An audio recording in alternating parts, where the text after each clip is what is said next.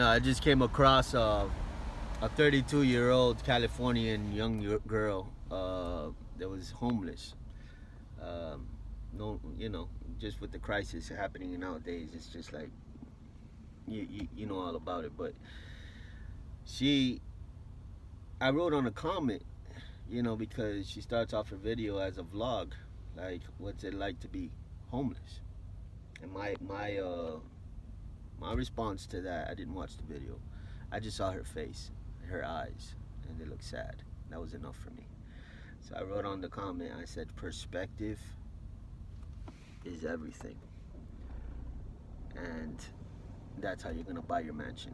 Perspective is everything. I didn't go with the comment so much that I told her how or what to think or this or that, because I wanted her to work that out in her own mind. But sometimes when you leave it brief, it leaves more of an impression than if you just explain everything you meant. So perspective in her situation and your situation and every situation is everything.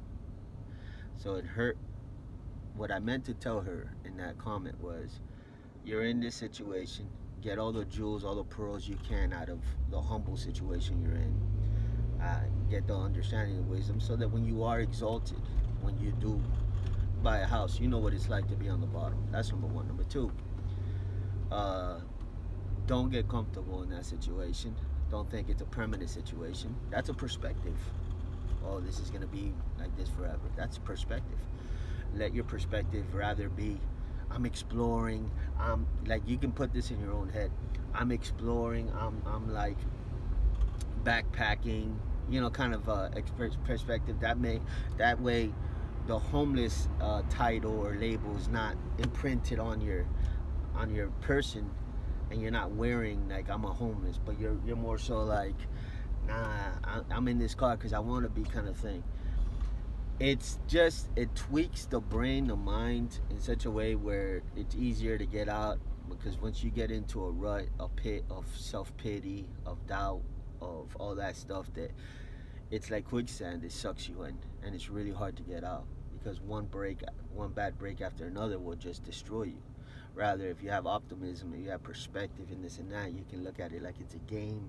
You can look at it like, oh man, and you could smile through it and get out of it. It's perspective that really does it. So I wrote that for her, and it inspired me to write, to say this video, which I wanted to talk on the insides. So much is going on the inside of a human being 24/7, right? Our imaginations, our minds. They say that 95% of life happens in your mind, and only 5% happen in real life.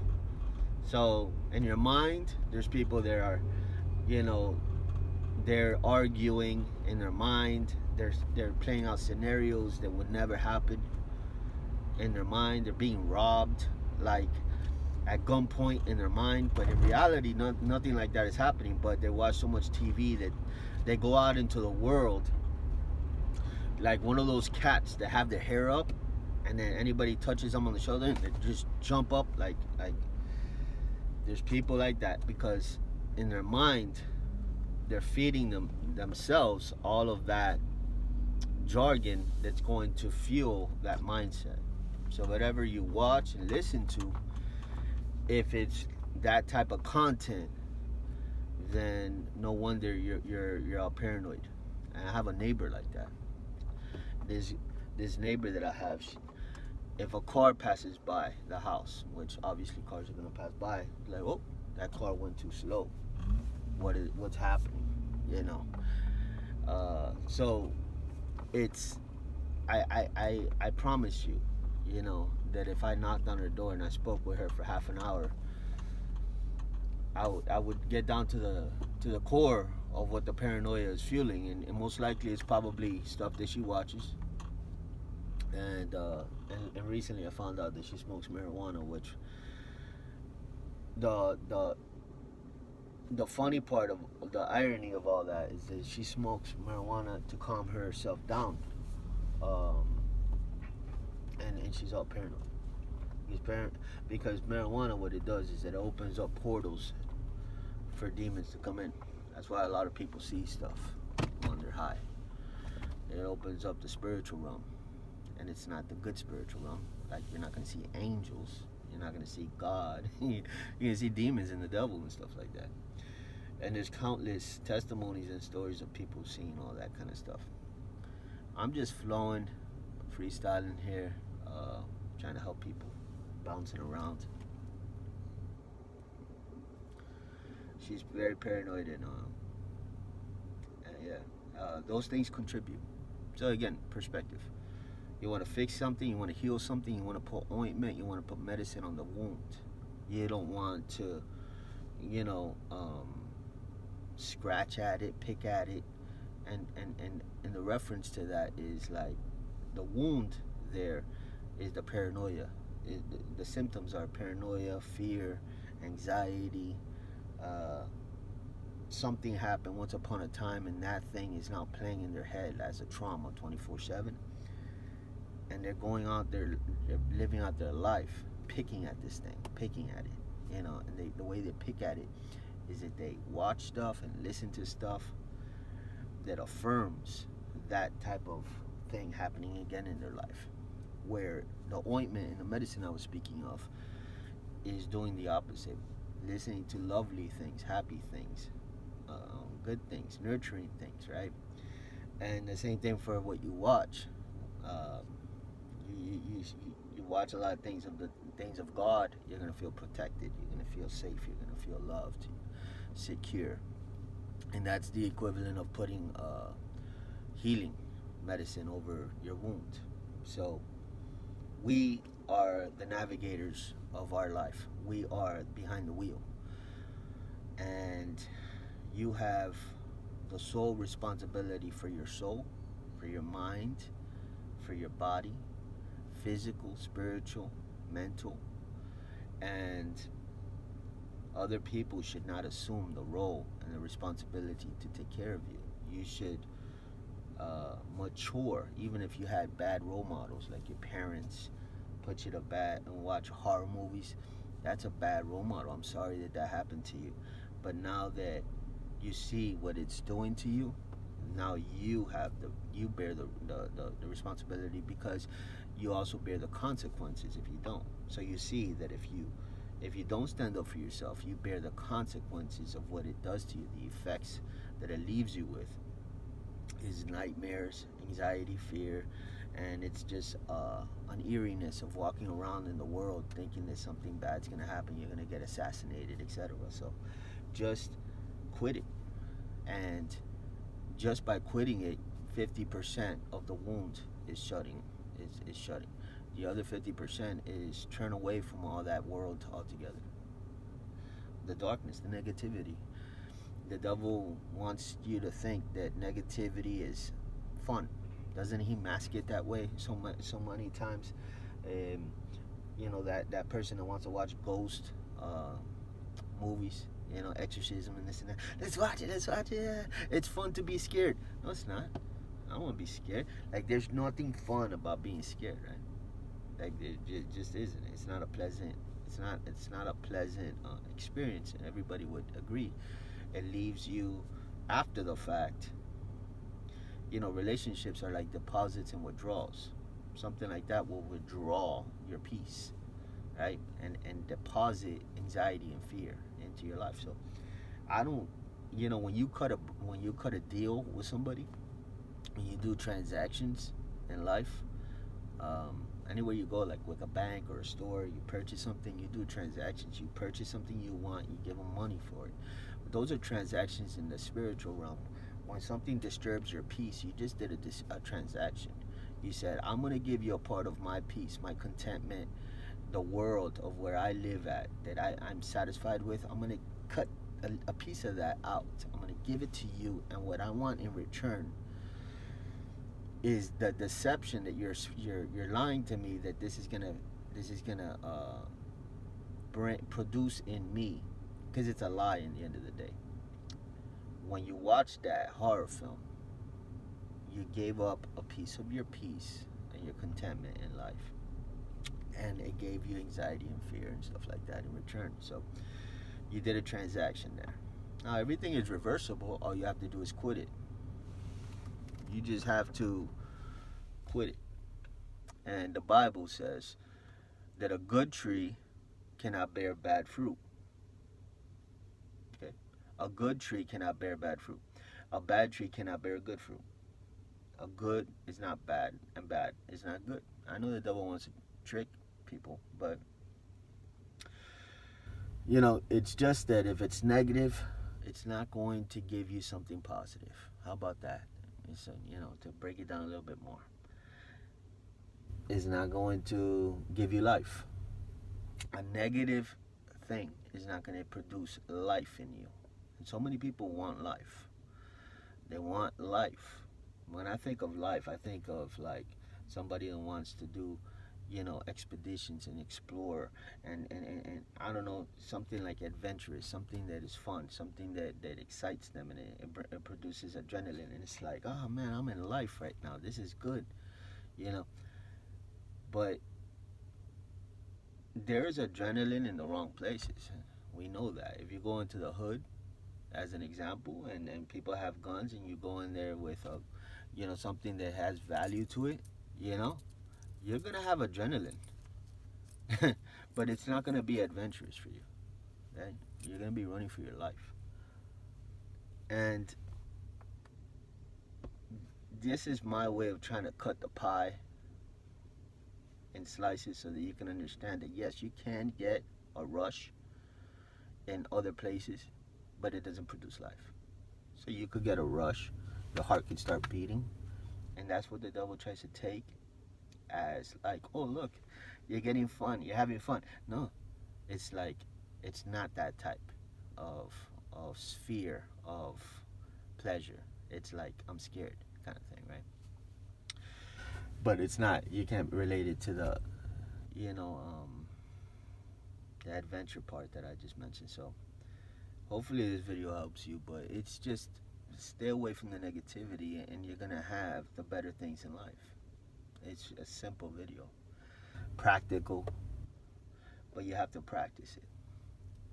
If you practice it, you'll get better at it. But I mentioned in another video, I'm gonna say this and then I'm gonna go.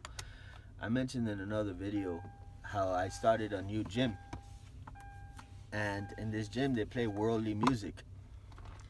Uh, when we say worldly music, when you hear a Christian say worldly, what they're referring to is that they're referring to music that is tainted, blemished, dirty. It doesn't produce life, as I just mentioned. It's it's negative music that brings you into sin. Yeah, that's good. That's pretty much what it is. Sinful music. There you go. So in this gym, they're just jamming it very loud, and I can't escape it. I'm like working out, whatever. And of course, it has a nice beat to it and the whole thing. That's how the devil gets you, right? Because it has a nice beat and the whole thing, but it's deadly to your soul, right? So again, back to the transaction. You're making a transaction, and so long story short, I thought about it and I said, man, if I stay here long enough in this gym, if I stay here long enough, this music could totally brainwash me, totally.